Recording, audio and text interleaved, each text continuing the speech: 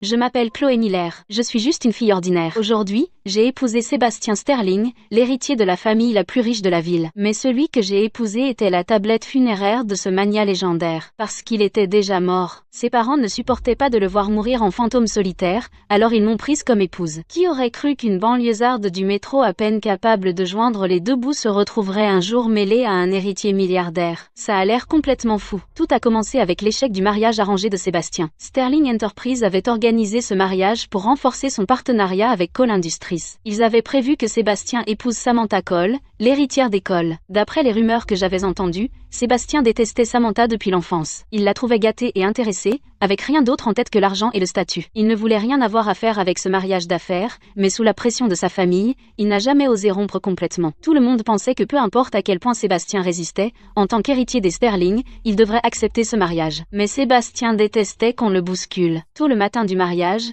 pendant que tout le monde vérifiait le programme et accueillait les invités, il a secrètement pris sa voiture de sport en édition limitée et s'est enfui sans laisser de traces. Malheureusement, il a été pris dans une pluie torrentielle. Les routes étaient glissantes et la visibilité était très mauvaise. Sébastien roulait trop vite. Il a heurté une glissière de sécurité avant d'aller bien loin. La voiture a pris feu et a explosé. Il ne restait qu'une carcasse calcinée. Quand les pompiers et la police sont arrivés, ils n'ont même pas pu trouver de restes intacts. Il a été officiellement déclaré hors de tout secours. Avant que la famille Sterling ne me trouve, je suivais juste mes collègues en potinant sur son imprudence. Il avait un mariage parfaitement bien, et pourtant il s'est enfui. Et voilà comment ça s'est terminé pour lui sans même un enterrement digne de ce nom. Je me souviens d'avoir pensé, les familles riches ont vraiment des problèmes. Même sans creuser plus loin, il était clair que quelque chose se passait. J'ai considéré ça comme une simple tragédie à commenter. Puis je suis retournée à prendre le métro, à éplucher des tableurs et à joindre les deux bouts. Je ne me doutais pas que ça allait bientôt me hanter, faisant de moi l'autre protagoniste de cette histoire absurde. Ses traits étaient parfaitement nets, sans le moindre flou. Même les boutons de son col dégageaient une faible lueur. Des volutes de brume noire tourbillonnaient autour de lui. Pourtant,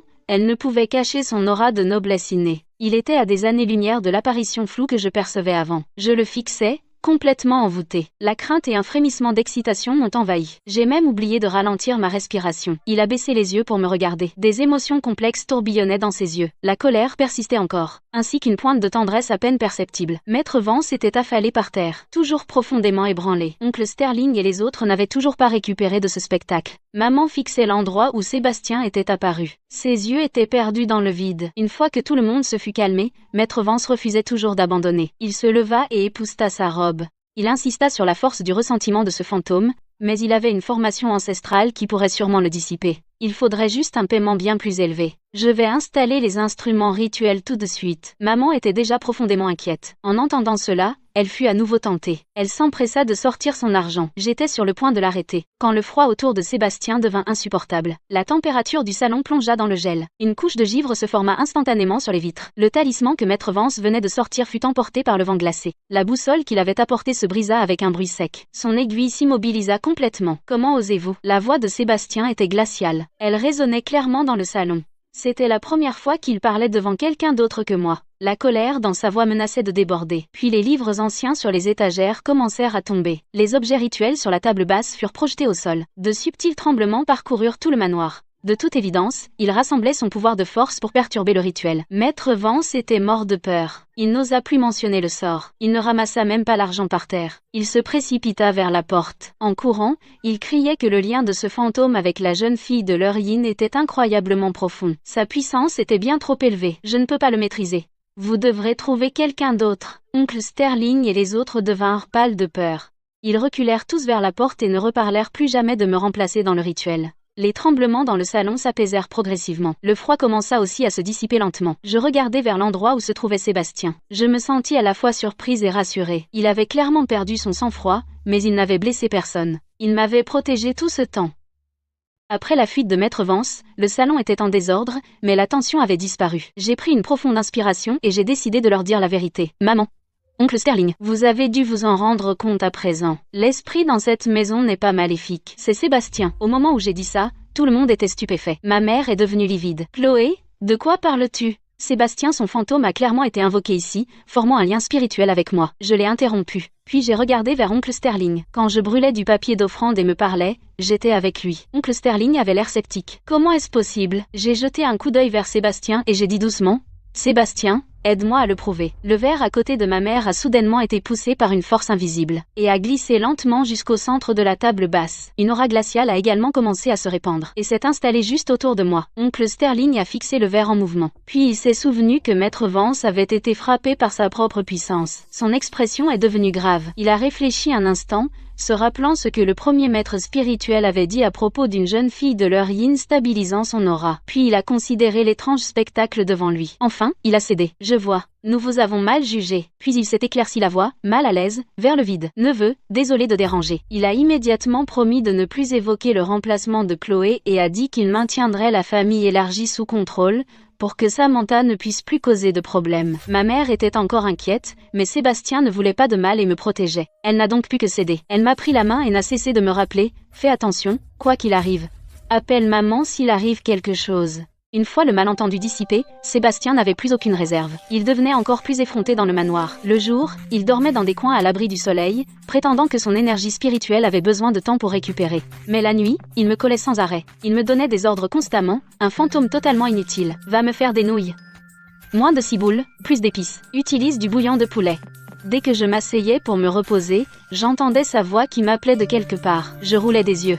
Tu es un fantôme, tu ne peux même pas manger. Pourquoi me faire subir tout ça? Mais il répondait sans une once de honte, j'aime te regarder cuisiner. Ça me rend heureux.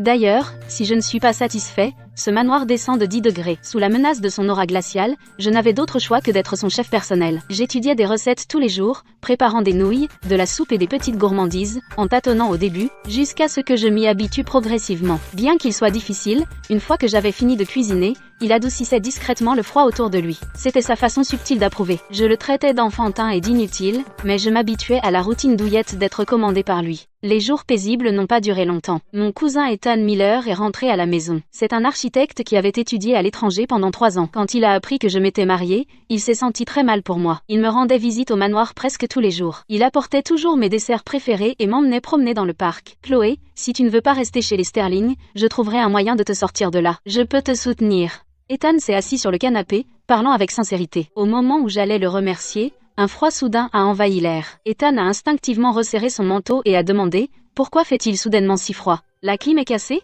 Je savais que Sébastien était jaloux. Comme prévu, au moment où le dessert d'Ethan a atteint ma main, il est devenu glacé, comme s'il sortait tout juste du congélateur. Chaque fois qu'Ethan me parlait, des parasites étranges venaient interférer. Soit on ne s'entendait pas, soit notre conversation était coupée. J'étais tellement agacée que j'ai secrètement lancé plusieurs regards noirs à Sébastien. Mais Sébastien n'éprouvait aucun remords. Au contraire, il a continué de plus belle. Chaque fois qu'Ethan s'approchait de moi, Sébastien lui soufflait de l'air froid, le laissant grelotter si fort qu'il ne pouvait même pas rester assis. Mon cousin a encore apporté d'autres cadeaux. Avant de partir, il a proposé de m'emmener à l'étranger pour m'éloigner des drames de la famille Sterling. Cela a enflammé la colère de Sébastien. Le froid s'est intensifié dans le salon. Mon cousin a soudainement frissonné. Il a failli tomber. La seconde suivante, une silhouette haute et indubitable est apparue devant lui. Sébastien était parvenu à former un corps entier. Vêtu d'un costume élégant, avec une expression froide et sévère, une légère brume noire tourbillonnait autour de lui. Sa présence était terrifiante. Mon cousin a reculé en titubant, le visage plein de choc. C'est une Sterling. Éloigne-toi d'elle. Sébastien a fixé mon cousin, la voix glaciale, sa possessivité indéniable. Mon cousin s'est figé une seconde et a instinctivement regardé vers moi. J'ai gratté la tête, gêné. Avant que je puisse expliquer, Sébastien s'est tourné vers moi. Son ton était ferme et absolu. Même si ce n'est qu'un titre, tu es ma femme. Ne t'approche pas trop des autres hommes, et ne pars pas à l'étranger avec lui. Voyant cela, mon cousin a avalé nerveusement. Mon Dieu, en 28 ans, j'ai enfin rencontré un vrai fantôme. Puis il s'est tourné vers moi, parfaitement calme. Puisque ton mari fantôme y tient, je vais y aller. Sur ce, il est parti, courant plus vite qu'un lapin. Après le départ de mon cousin, la forme de Sébastien a commencé à s'estomper. De toute évidence, former cette forme l'avait épuisé. Mais il refusait toujours de l'admettre. Je ne veux tout simplement que personne ne fasse des avances à Madame Sterling. J'ai levé les yeux au ciel. C'est mon cousin. Nous sommes des parents proches par le sang. Sébastien m'a coupé la parole. Même un vrai frère serait interdit. Depuis qu'il a juré de me revendiquer, Sébastien devenait de plus en plus audacieux. Il a même demandé à partager mon lit. Il n'y a qu'une seule chambre principale dans tout ce manoir. Je suis le propriétaire ici. Pourquoi ne pourrais-je pas y dormir? Il a dit ça comme si c'était évident. J'ai refusé sans hésiter une seconde. Non. Un homme et une femme ne devraient pas partager un lit. D'ailleurs, tu es un fantôme. Je pensais qu'il me menacerait avec son froid glacial, mais à la place, il a joué sale. Cette nuit-là, j'ai essayé de dormir dans la chambre d'amis, pour découvrir que les couvertures et les oreillers étaient complètement gelés. Ils étaient trop durs pour s'allonger. Furieuse, je suis retournée dans la chambre principale. La voix de Sébastien, teintée d'amusement, flottait dans l'air. Fais ce qui est bon pour toi et va dormir. Sinon, tu resteras assise jusqu'à l'aube. N'ayant pas d'autre choix, j'ai dû partager son lit. Contre toute attente, il a délibérément retenu son aura glaciale, ne laissant qu'un léger froid autour de lui, pas assez froid pour me congeler. Dans l'obscurité, je pouvais encore entendre faiblement sa respiration. Cela signifiait que son âme devenait plus stable. Je suis restée tendue la moitié de la nuit, puis je me suis peu à peu détendue, et j'ai dormi plus paisiblement que jamais.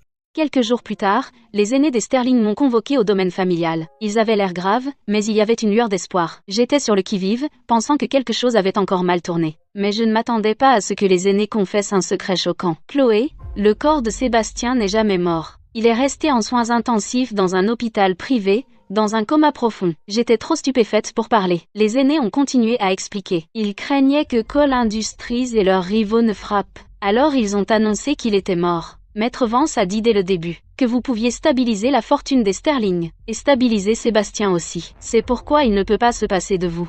Voilà pourquoi. Enfin, j'ai compris pourquoi plus je m'approchais de lui, plus sa forme devenait claire. Les aînés ont pris mes mains, leur voix suppliante. Chloé, la stabilité de Sébastien dépend entièrement de vous. Tant que vous restez à ses côtés, il a une chance de se réveiller. J'ai regardé leurs yeux pleins d'espoir, et je me suis souvenu de tous mes moments avec Sébastien. J'ai hoché solennellement la tête. Je resterai à ses côtés. Nous nous sommes précipités à l'hôpital privé. À travers la vitre des soins intensifs, j'ai vu Sébastien allongé dans son lit. Son visage était d'une pâleur mortelle, son corps couvert de tubes. Il ne ressemblait en rien aux esprits serpents et aux fantômes que je voyais d'habitude. Pourtant, ses yeux et ses traits m'étaient étrangement familiers. Maître Vance nous a annoncé de mauvaises nouvelles. L'âme de Sébastien avait été séparée de son corps trop longtemps. Les fonctions de son corps déclinaient progressivement. Si son âme ne pouvait pas revenir en une semaine, son corps subirait une mort cérébrale complète, et son âme s'évanouirait lentement. Les aînés des Sterling étaient paniqués. Ils ont contacté en urgence les meilleures équipes médicales tout en cherchant partout des experts spirituels de confiance. Ils ont préparé un rituel de réintégration de l'âme. L'âme de Sébastien flottait à côté de moi,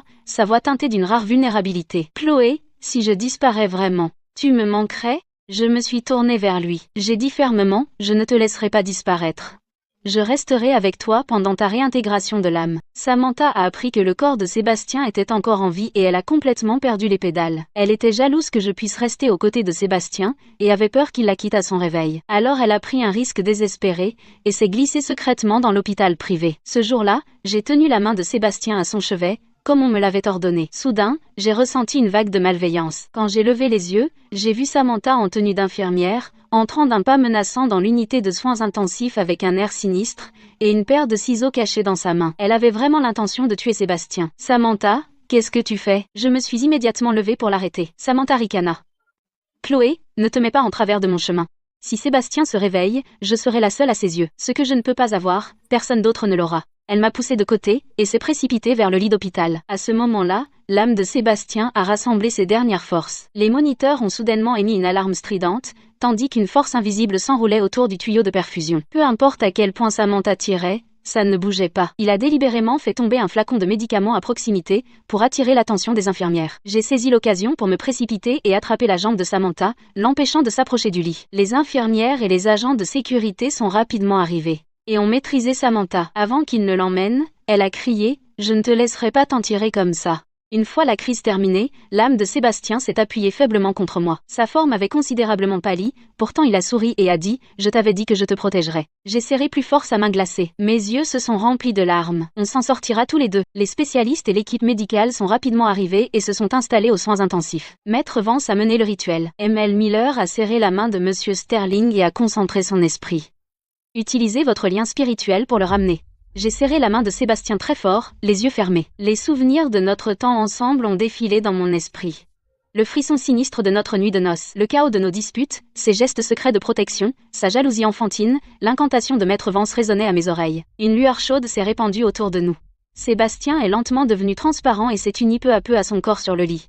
Après la fin du rituel, la respiration de Sébastien s'est progressivement stabilisée. Ses signes vitaux sont lentement revenus à la normale. Il était resté inconscient 3 jours et 3 nuits. Quand il s'est réveillé, ses yeux étaient perdus. Quand il m'a regardé, j'ai vu une lueur d'inconnu. Pourtant, il semblait instinctivement avoir besoin de moi et a saisi ma main sans réfléchir. « Qui es-tu ? J'ai l'impression de te connaître. » Le docteur a dit qu'il avait perdu des souvenirs pendant que son âme errait. Il reviendrait progressivement. J'ai regardé son visage pâle et dit doucement « Je suis Chloé Miller, ta femme. » Quand la nouvelle a éclaté que Sébastien Sterling était mort, le monde des affaires a été en émoi. Cole Industries s'est immédiatement retourné contre eux. Ils ont entrepris de mettre fin à toute coopération et ont exigé des dommages pour rupture de contrat. Les actions de Sterling Enterprises ont plongé du jour au lendemain. La famille a sombré dans le chaos. Chaque oncle avait ses propres intentions. Ils voulaient tous s'emparer du pouvoir. Les aînés des Sterling étaient paniqués. Ils étaient assez désespérés pour essayer n'importe quoi. Alors ils ont trouvé un maître. Après avoir effectué une divination, le maître a froncé les sourcils. Il a dit que Sébastien portait une rancune profonde. Il devait trouver une fille au destin pur pour l'épouser. J'étais la malheureuse fille prise dans le viseur. Je suis née sous l'alignement Yin. Quand la famille Sterling est venue chez moi, mes parents étaient complètement stupéfaits. Ils pensaient que les visiteurs étaient des escrocs. C'est à dire, jusqu'à ce qu'ils apportent plusieurs grosses caisses de billets. Ils ont aussi garanti à mes parents une retraite confortable et promis de prendre en charge les frais de subsistance de notre famille. Ce n'est qu'à ce moment-là que mes parents ont commencé à hésiter. Ils se sont débattus avec ça pendant plusieurs jours. D'un côté, notre famille était en difficulté. De l'autre, ils voulaient que j'épouse un mort. Finalement, papa a poussé un soupir. Il a tranché, c'était réglé. En voyant à quel point mes parents semblaient troublés, et en pensant à notre situation, j'étais 1000 fois contre, mais je ne pouvais qu'accepter ce mariage absurde. Même si Chéri était mort, au moins j'avais épousé une famille riche. Alors que je restais à ses côtés jour après jour, Sébastien retrouvait lentement la mémoire. Il s'est souvenu d'avoir bêtement fui son mariage, et de s'être moqué de moi après être devenu fantôme. Il s'est souvenu avec quelle ferveur il m'a protégé, et à quel point il était puéril quand il devenait jaloux. Surtout, il se souvenait comment on m'avait forcé dans cette galère. Ce jour-là, il m'a prise par la main, ses yeux pleins de remords et de tendresse. Il s'est excusé sincèrement. « Chloé, je suis désolée. Je n'aurais jamais dû t'entraîner dans cette galère, ni te faire supporter tout ça toute seule. » C'était la première fois qu'il mettait de côté son arrogance de PDG et baissait la tête pour s'excuser auprès de moi. À partir de ce jour-là, il est devenu un homme complètement différent. Plus de remarques cinglantes, plus de me commander. Il satisfaisait chacun de mes caprices. Il a même appris à cuisiner pour se faire pardonner, regardait les émissions que j'aimais et m'écoutait râler sur des petites choses. Il a dit « Tu étais à mes côtés avant. Maintenant, je serai à tes côtés et je rattraperai tout ce que je te dois. » Après sa guérison, Sébastien est retourné chez Sterling Enterprises. Il a vite prouvé qu'il avait l'étoffe d'un leader. D'abord, il a purgé les initiés placés par Cole Industries, consolidant ainsi son emprise sur le pouvoir. Puis il a publiquement mis fin à toute coopération avec Cole Industries. Il a anéanti les espoirs de Samantha de s'élever grâce au partenariat. Face aux questions des médias et de sa famille, il a clarifié sa position « Je n'ai jamais aimé Samantha. Ses fiançailles étaient purement une décision commerciale. Maintenant, je veux juste une vie paisible avec ma femme, Chloé. » Il a même tenu une conférence de presse pour clarifier le mariage de bon augure. Il m'a publiquement reconnue comme sa seule épouse, me donnant le respect et la sécurité que je méritais. Puis il a rénové le manoir de Crestview pour l'adapter à mes goûts. Il a remplacé la décoration au ton froid par beaucoup de plantes et de petites touches, effaçant toute trace du mariage de bon augure. Il a transformé le manoir en un foyer chaleureux et vivant. Ces jours-ci, nous avons depuis longtemps rejeté les chaînes du mariage d'affaires et du mariage de bon augure. Sébastien reste du travail à l'heure pile, pour cuisiner des repas simples avec moi, même quand ils sont ratés. Il sourit quand même et finit chaque bouchée. J'attends qu'il quitte le travail, et lui prépare une tasse de thé chaud. Je l'écoute parler des petites choses du travail. Il n'est plus le magnat fantôme qui a fui son mariage. Et je ne suis plus un pion contraint à un mariage de bon augure. Au milieu du bruit de la haute société, nous avons gardé la chaleur du foyer. Parfois, je le taquine encore, qui disait que ma cuisine était fade. Et maintenant, te voilà, savourant chaque bouchée. Il rit et me prend dans ses bras. Tout ce que tu fais est bon. Ce lien, né d'un ridicule mariage de bon augure, a survécu à tous les rebondissements et est devenu un véritable amour, choisi par nous deux. Il s'avère que le meilleur destin n'est jamais quelque chose de délibérément arrangé, mais de trouver, après tous les rebondissements, que nous pouvons encore nous tenir la main et passer le reste de notre vie ensemble. Le mariage était à peine terminé qu'on m'a envoyé au manoir de Crestview de Sébastien. L'endroit était terriblement immense. Tout était décoré dans des couleurs froides. Il n'y avait aucune trace de vie. En marchant dans les couloirs, même mes pas résonnaient. Dans cette immense chambre, il n'y avait que moi et le portrait de mariage de Sébastien au mur. Il portait un costume, avec un visage totalement inexpressif. Ses yeux étaient glacials. Je me suis assise au bord du lit, fixant l'homme sur la photo. Plus j'y pensais, plus je me sentais mal. Je n'ai pas pu m'empêcher de me plaindre au portrait. Sébastien, oh, Sébastien, tu t'en es bien sorti en mourant et en me laissant tes problèmes. J'avais une vie parfaitement bien, mais on m'a traîné ici pour un mariage de bon augure. Maintenant je suis une veuve qui n'a jamais rencontré son mari. Se plaindre ne changera rien, et j'ai encore besoin de me reposer. Après m'être lavée, je me suis glissée dans le lit. Mais je me suis tournée et retournée, incapable de dormir. L'environnement inconnu me rendait nerveuse. Alors j'ai mis le chauffage au maximum, j'ai tiré les couvertures et j'ai fermé les yeux de force. Mais peu après, un froid glaçant m'a saisi la plante des pieds. Ce n'était pas le genre de froid causé par une climatisation défectueuse. Ce froid s'infiltrait jusque dans mes os. Il a instantanément chassé toute la chaleur de sous les couvertures. Mon cœur a fait un bond. J'ai écarquillé les yeux. La pièce était totalement noire. La climatisation tournait encore clairement, mais la température semblait chuter en dessous de zéro. Je venais de commencer à me lever pour vérifier quand le matelas à côté de moi s'est affaissé. Comme si quelque chose de lourd s'était allongé à côté de moi, je me suis figée. Je n'osais même pas respirer trop fort. Mes yeux étaient écarquillés de terreur, mais tout ce que je voyais dans l'obscurité était une silhouette haute et floue collée contre moi. Le froid devint encore plus intense, s'enroulant autour de moi à travers les couvertures. Je sentais clairement une forme masculine, des épaules larges et une taille fine, correspondant vaguement à la silhouette de Sébastien sur la photo. C'était lui. Son fantôme avait vraiment été invoqué par le rituel. Je tremblais de la tête aux pieds. Je voulais crier, mais aucun son n'est sorti. Mes mains et mes pieds étaient comme gelés sur place. Je le sentais allongé là, tranquillement, ne s'approchant pas, et ne faisant rien d'autre. Pourtant, le froid glacial et la pression inconnue m'empêchaient même d'oser respirer. Je ne savais pas s'il me regardait, ou ce qu'il voulait. Tout ce à quoi je pouvais penser, c'était ce que Maître Vance avait dit, un mariage de bon augure donne un foyer à un fantôme. Est-ce que cela signifiait que notre lien spirituel prenait effet? Allait-il vraiment rester avec moi comme ça? Dans l'obscurité, j'ai agrippé les couvertures et suis restée figée. Je n'avais même pas le courage de bouger un doigt. Je ne pouvais que laisser ce froid m'envelopper alors que j'étais allongée là avec cet étrange fantôme, supportant cette étrange et interminable nuit de noces. À l'aube, le froid autour de moi a soudainement disparu. Le lit était à nouveau lisse. Je me suis redressée d'un bond, trempée de sueur froide. J'ai tâtonné à côté de moi. C'était glacé. Seuls les plis des draps restaient, prouvant que l'horreur de la nuit n'était pas un rêve. Je pensais que le mariage de bon augure ne l'avait convoqué qu'une seule fois. Mais le fantôme de Sébastien se montrait chaque nuit. Il disparaissait sans laisser de traces à l'aube, plus ponctuel qu'un réveil. Au début, il restait allongé sans rien dire. Puis, d'une manière ou d'une autre, il a tout compris. Il a appris que j'étais la fille que les Sterling avaient engagée pour leur porter chance par le mariage. Sa bouche ne s'arrêtait jamais, pleine de moqueries arrogantes. La première fois que j'ai essayé de cuisiner un repas simple, au moment où je l'ai posé sur la table, j'ai entendu un ricanement froid près de mon oreille. « Tu arrives vraiment à manger quelque chose d'aussi fade ? Les Sterling ne t'ont pas maltraité. C'est tout ce qu'ils te donnent à manger ?» Sa voix était froide et distante. Je ne pouvais pas distinguer ses traits. Sa voix semblait juste à côté de mon oreille, accompagnée d'un léger frisson. Comparé à un chef privé dans un hôtel 5 étoiles, c'était des kilomètres en dessous. Mes baguettes se sont figées. La plupart de ma peur initiale avait déjà été usée par ces critiques constantes. J'ai répondu du tac au tac. Au moins, il y a de la nourriture sur la table. Je ne l'ai pas cuisinée pour toi. Si tu ne t'étais pas enfui de ton mariage et ne t'étais pas blessé, je ne serais pas ici à souffrir à cause de ça. Il semblait s'étrangler avec ces mots. Il n'a pas répondu tout de suite. Il ne faisait qu'intensifier le froid autour de lui, assez pour me faire frissonner. Mais j'ai refusé de reculer. J'ai continué à manger. Il ne pouvait pas me toucher de toute façon. Au pire, il me gelait. Depuis, c'était le chaos. La villa semblait trop vide, alors j'ai acheté des bibelots et des plantes pour décorer. Il a recommencé à se plaindre de mon mauvais goût, disant que j'avais transformé ma villa en taudis. Ça a vraiment dévalorisé l'endroit. En pliant du linge, j'ai accidentellement fait tomber sa veste de costume. Sa voix a monté tout de suite. Qui t'a dit de toucher à mes affaires? Tu ne connais pas les règles des riches? Normal, venant d'une famille ordinaire. Pas de classe.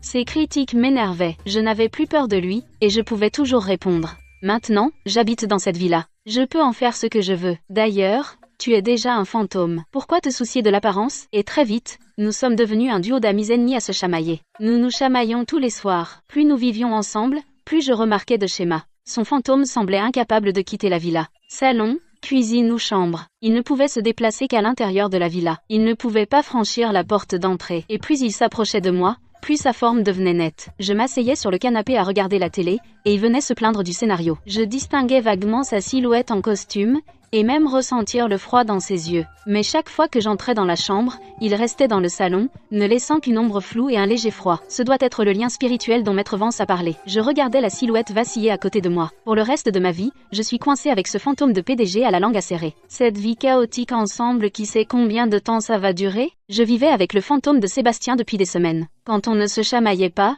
je supportais le froid qui émanait de lui. Un jour, je suis passée devant un magasin de papier de Joss. Comme j'étais techniquement sa femme, j'ai pris des voitures de luxe en papier et des costumes sur mesure. Je les ai brûlées sur le balcon, juste pour montrer que je tenais à lui. Mais quand Sébastien est apparu cette nuit-là, j'ai vu que quelque chose avait changé. Moins de ce froid qui le glaçait jusqu'aux os. C'était plutôt comme une brise fraîche d'automne. Je n'avais plus besoin de 3 couvertures. Encore plus surprenant, il est venu se moquer de mon émission quand il s'ennuyait. Je pouvais réellement voir la broderie sur le col de son costume, même la courbe de son front plissé. Tu n'es pas aussi glacial aujourd'hui. J'ai risqué une remarque. Il s'est figé une seconde, comme s'il avait remarqué le changement aussi. Mais il a ricané, trop têtu pour l'admettre. Pourtant, je voyais clairement son contour devenir plus net. Même le sarcasme dans sa voix s'était estompé. Je ne croyais pas un mot de ce qu'il disait. Le lendemain, je suis retournée à la boutique et j'ai fait le plein de montres de luxe en papier et de cigares. En les brûlant, j'ai marmonné exprès aux flammes, exclusivement pour mon mari, Sébastien Sterling. Personne d'autre n'a le droit de les prendre. Tu dois garder l'image de PDG là, bas. Quand il est venu cette nuit-là,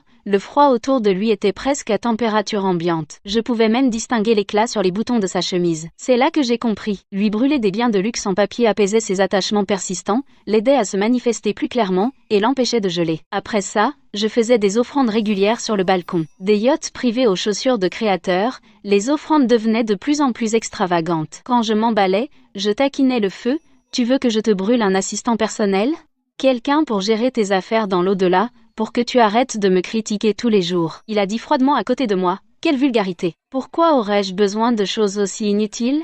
Mais sa forme soudainement plus claire révélait ses véritables sentiments. Je ne pouvais pas m'empêcher de rire de son hypocrisie. Cette nuit-là, je brûlais un assistant en papier sur le balcon, en marmonnant qu'il devait cuisiner et nettoyer et supporter sa langue acérée. Un soudain halètement est venu de derrière moi. J'ai laissé tomber le papier d'offrande de peur. Quand je me suis retournée, c'était ma meilleure amie, Anna. Elle tenait les encas de nuit qu'elle m'avait apportés, regardant le feu et moi, le visage pâle, la voix tremblante. « Chloé, qu'est-ce que tu fais? Ne me fais pas peur comme ça. » Elle savait que j'avais épousé Sébastien pour lui porter chance. En me voyant parler au feu tout en brûlant des effigies en papier, elle a craint que j'aie perdu la raison. Elle a presque pleuré. « Es-tu à ce point désespéré pour un homme? Et si on voyait un thérapeute? Ne te torture pas comme ça. » J'ai rapidement éteint le feu et brossé la cendre de mes mains. Le visage impassible, je l'ai tiré vers moi. « À quoi tu penses? Je vais très bien. C'est juste notre kink conjugal. Je lui brûle des choses pour l'apaiser, pour qu'il ne me glace pas tous les jours. » Les yeux de Anna se sont écarquillés de totale incrédulité. « Kink conjugal? Brûler des effigies en papier devant une tablette funéraire? Chloé, reviens à toi. » Je ne pouvais pas expliquer que le fantôme de Sébastien était juste à côté de nous, alors je ne pouvais que l'apaiser vaguement. À côté de moi, Sébastien a émis un petit rire débordant d'amusement. J'ai lancé un regard furieux à l'endroit où il se tenait. J'ai enfin réussi à faire sortir Anna, sceptique. Dès qu'elle est partie, je me suis tournée vers l'air. « De quoi tu ris?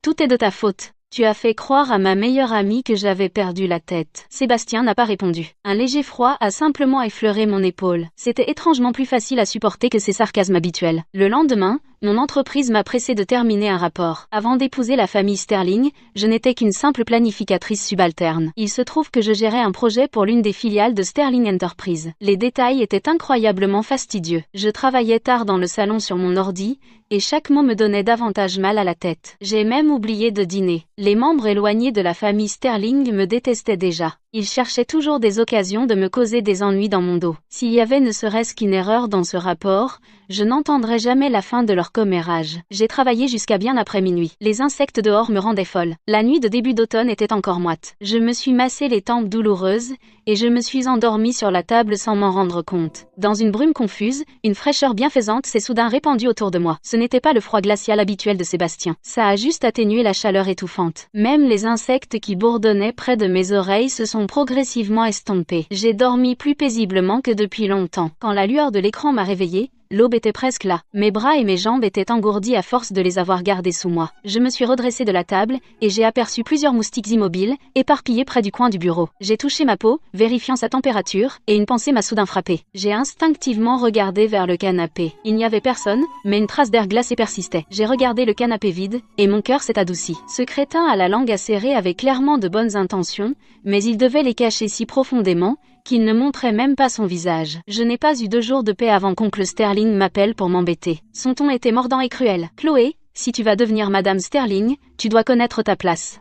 Sébastien n'est plus. Les objets de valeur du manoir appartiennent à la famille. En tant qu'étrangère, arrête de squatter chez lui. Remets la clé du coffre. » Maintenant, j'ai serré mon téléphone, mes doigts tremblants de rage. J'étais sur le point de riposter, quand des parasites ont soudain crépité dans l'appel. Le volume montait et descendait sans cesse. Puis la communication a été complètement coupée en quelques secondes. J'ai fixé l'écran de mon téléphone, puis j'ai vérifié le signal. Pleine barre. J'ai rappelé, mais ça disait que l'appel ne pouvait pas aboutir. Un ricanement froid a soudain retenti à côté de moi. La silhouette de Sébastien était plus nette que d'habitude, et le froid autour de lui s'était intensifié. De toute évidence, il avait perdu son calme. J'ai compris tout de suite. Il avait utilisé son pouvoir spirituel pour brouiller le signal et me protéger de ce harcèlement. Merci, dis-je doucement. Il y avait moins de résistance dans ma voix qu'avant. Il ne s'attendait clairement pas à ce que je le remercie aussi directement. Sa silhouette s'est figée, et son ton est devenu gêné. Ne te flatte pas. Je ne voulais juste pas qu'il trouble mon repos. Ça n'a rien à voir avec toi.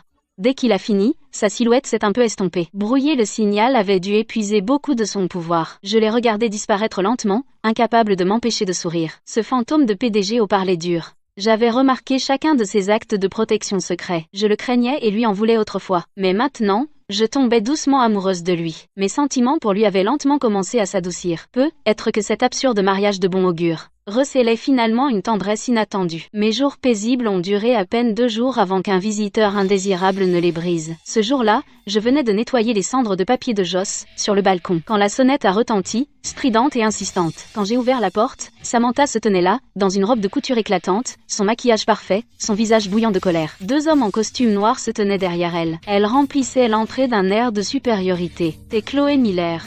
Elle m'a regardé de la tête aux pieds, son mépris tranchant comme un couteau. Son ton était acéré et vicieux. Une moins que rien d'une famille ordinaire a utilisé un mariage de bon augure pour voler le titre de Madame Sterling qui était à moi. En voilà de la chance. J'ai froncé les sourcils et reculé d'un demi-pas. Je l'ai patiemment interpellée.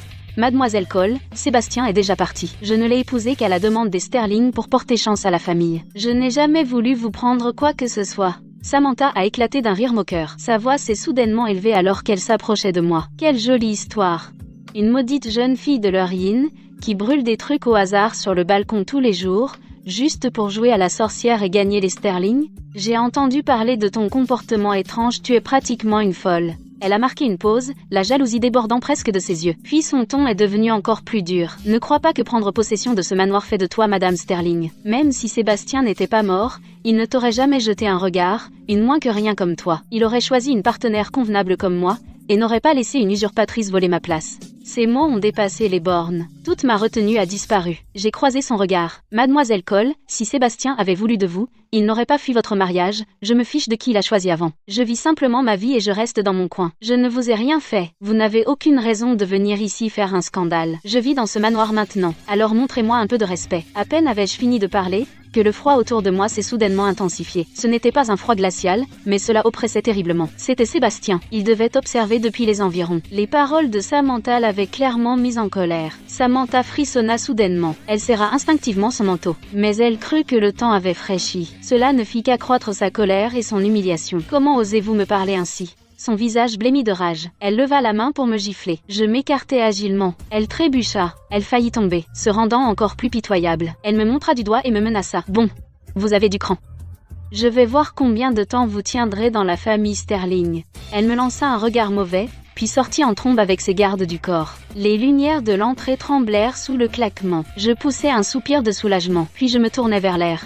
Était-ce vraiment nécessaire ? Le froid autour de moi se dissipa peu à peu. Sébastien ne dit rien. Je n'entendis qu'un grognement froid, plein de mépris pour Samantha. Je pensais que c'était fini. Mais Samantha garda rancune. Elle appela immédiatement maman. Elle a dit à maman que je brûlais du papier de Joss dans le manoir tous les jours, que je me parlais toute seule, et que j'étais clairement instable mentalement. Terrifiée, maman m'a appelée en visio ce soir-là. Elle pleurait et me suppliait de rentrer à la maison. Elle m'a dit de ne pas me forcer à rester chez les Sterling. Mais elle ne s'est pas arrêtée là. Elle a contacté secrètement des membres de la famille Sterling qui m'en voulaient déjà. Elle a délibérément répandu des rumeurs selon lesquelles ma destinée spirituelle était bizarre, et que mon comportement était anormal. Ils ont demandé si cette mariée de bon augure était même capable de contrôler le fantôme de Sébastien. Ils ont prétendu que j'apporterais ferait la ruine à la fortune de la famille Sterling. Les oncles de Sébastien cherchaient une occasion de me contrôler. Maintenant, ils avaient l'excuse parfaite. Dès le lendemain, ils ont appelé à tour de rôle pour me prévenir. Ils m'ont dit, d'un ton menaçant, de me tenir tranquille. Sinon, ils me chasseraient de la famille Sterling. J'ai serré mon téléphone, en colère et impuissante. J'avais pensé que Sébastien et moi pourrions nous rapprocher petit à petit. Mais Samantha avait tout plongé dans le chaos. Maintenant, c'était le chaos. Cet absurde mariage de bon augure semble encore provoquer des ennuis. Pas même une demi-heure après la fin de l'appel, la sonnette de la villa a retenti, frénétique et angoissante. À 3 heures du matin, la nuit était noire comme de l'encre. Les coups à la porte étaient chargés d'une anxiété indéniable. J'ai ouvert la porte en pantoufles, et j'ai tout de suite vu ma mère sur le pas de la porte, avec ses bagages. Ses cheveux étaient en désordre, et ses yeux étaient rouges et gonflés. Ses chaussures étaient encore éclaboussées de bout de la route. Elle avait visiblement fait le trajet en pleine nuit depuis chez elle. Chloé, ma pauvre petite folle. Elle a saisi ma main et est entrée, la voix étranglée par l'émotion. Son regard a parcouru le salon vide. Puis elle a vu le portrait de mariage de Sébastien accroché au mur. Ses larmes ont immédiatement coulé sur le dos de ma main. Cette Mlekol m'a tout raconté. Tu brûles du papier rituel sur le balcon tous les jours, et tu parles dans le vide comme si quelqu'un était là. Est-ce que tu as été possédé par un esprit malin dans cette maison tout ce temps? Tout ce temps? C'est la faute de maman pour avoir été si naïve à l'époque. J'ai accepté de t'envoyer ici pour un mariage de bon augure. Et voilà ce que ça t'a fait. Je l'ai aidé à s'asseoir sur le canapé et lui ai donné des mouchoirs. Je n'arrêtais pas de la rassurer que j'allais bien. Le brûlage de papier rituel n'était qu'une coïncidence. Mais elle ne voulait rien écouter. Elle se contentait de me tenir la main et d'essuyer ses larmes. Rentre à la maison avec maman. On n'a plus besoin d'être Madame Sterling. Même si la vie est un peu plus dure, c'est mieux que de laisser un esprit malin te tourmenter ici. Tout en parlant, elle s'est levée pour faire mes bagages. Elle a insisté pour m'emmener cette nuit même. J'étais sur le point d'essayer de la raisonner une nouvelle fois quand la sonnette a retenti à nouveau. Richard Sterling est entré avec 3 aînés de la famille élargie. Tous arboraient une expression sinistre. Chloé Miller, nous avons discuté de cela avec les parents de Sébastien. Oncle Sterling s'est assis sur le canapé. Son ton était hostile. Mlekol avait raison. Votre comportement a été étrange. Ce mariage de bon augure n'a clairement pas fonctionné, et vous avez plongé la fortune des Sterling dans le chaos. Soit vous vous comportez bien, soit nous trouverons quelqu'un d'autre et recommencerons le rituel. La famille Sterling ne tolérera pas que quelqu'un comme vous nous entraîne vers le bas. Quand ma mère a entendu cela, elle s'y est accrochée comme à une bouée de sauvetage. S'essuyant les larmes, elle lui a dit « Oncle Sterling, je sais que Chloé n'est pas fiable.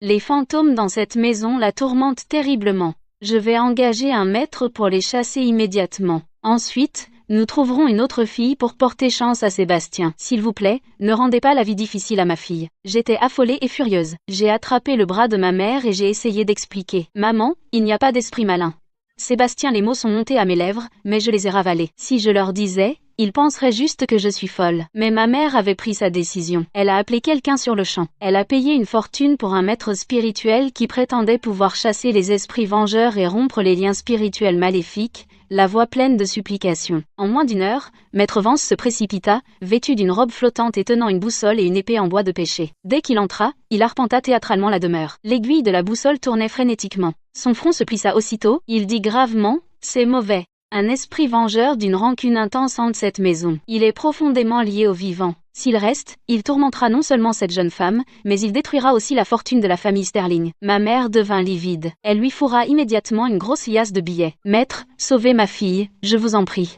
Chassez ce fantôme. Je paierai quoi qu'il en coûte. Si Chloé n'arrive pas à le maîtriser, nous la remplacerons immédiatement. Nous ne causerons aucun problème aux Sterling. » Oncle Sterling hocha la tête. « Tant que cela protège la fortune de la famille Sterling, nous ferons exactement ce que vous dites. Si nécessaire, trouvez une fille au destin meilleur. » Je restais figée sur place, le corps tout raide. D'un côté, l'inquiétude aveugle de ma mère. Et de l'autre, les membres de la famille Sterling qui s'acharnent sur moi alors que je suis à terre. Puis le froid autour de moi devint soudainement glacial. Les lumières du salon se mirent à clignoter. L'aiguille de la boussole tournait encore plus vite, comme si Sébastien s'était emporté. Maître Vance sentit clairement que quelque chose n'allait pas. Il resserra sa prise sur l'épée en bois de pêcher et recula. Pourtant, il fit semblant de rester calme et sortit un talisman jaune. « Je vais lancer le sort d'exorcisme maintenant. Je vais rompre le lien de cet esprit malin. Maître Vance alluma le talisman, puis le jeta en l'air. Au moment où il toucha le sol, une rafale puissante traversa le salon, dispersant les cendres du talisman partout. L'épée en bois de pêcher tomba bruyamment sur le sol. Oncle Sterling et les autres paniquèrent. Ils reculèrent tous. Ma mère resta là, abasourdie, fixant le désordre qui recouvrait le sol, puis se retourna vers moi. Ses yeux étaient pleins de confusion et d'inquiétude. Juste à ce moment, l'air glacial autour de moi se retira lentement, se transformant en un faible halo frais qui planait autour de moi. Je levai instinctivement les yeux. Mon cœur s'arrêta soudainement. Sous la lumière tamisée jaune du salon, une grande silhouette imposante abaissa lentement son regard vers moi. Il portait un costume immaculé, sans la moindre poussière. Ses traits étaient froids et frappants, et c'était Sébastien Sterling, l'homme de la photo.